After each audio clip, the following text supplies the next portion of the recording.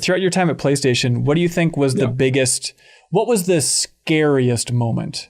Maybe from competition. When something dropped, what was the moment where you felt the most like, oh, we might be screwed here? Of course, the Xbox 360 launching year before was very, very scary. Yeah, very scary. And the announcement. The biggest shock I had from the announcement from the competition was Nintendo's announcement of 3DS. Not about the hardware. The one announcement they made that the Monster Hunter 4 is going to come out on 3DS exclusively. Oof. And that's how you learn? And they dropped the $100 price right after the launch. So after launch, both Nintendo 3DS and Vita were $250, right? But they dropped $100.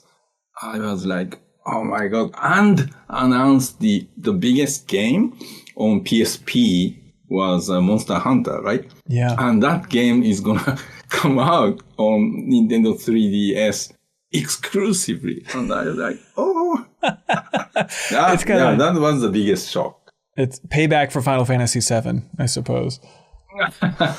Well, and I understand from publisher standpoint, they do not want one company dominant, right? Yeah. Yeah, because, they want competition among the, platforms so that everybody, keeps being honest and try harder, right? Yeah. So that might be one of the thinking behind these decisions when third-party companies make such kind of decision.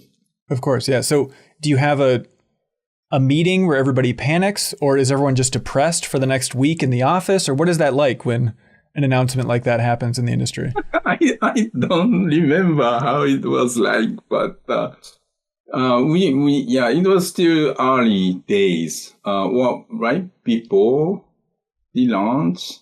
So, we just head down, working on. Yeah, I think it was before the launch of PS Vita or 3DS. As always, any help sharing this content online is appreciated. You can help support independent games media directly by hitting subscribe on our YouTube channel. Tiny thing for you, small click, it's a huge deal for us. And you can support us directly by going to patreon.com/MinnMax with 2 N's if you want to unlock the podcast version of this interview, because I know it's a long one, so you can have it conveniently on the go and directly support independent games media at the same time. So thanks for directly supporting this entire operation. If you thought, hey, this video wasn't bad, well, there's a whole lot more like it on MinnMax's YouTube channel. Please help us out by subscribing to our channel and checking out the MinnMax Show podcast, also available on your favorite podcast app. The best, most thorough discussion about games on the internet with the deepest dive. Our monthly community trivia show with prizes called Trivia Tower, and a whole lot more. Thanks so much for your support, everybody. All you gotta do is click that subscribe button. We'd really appreciate it.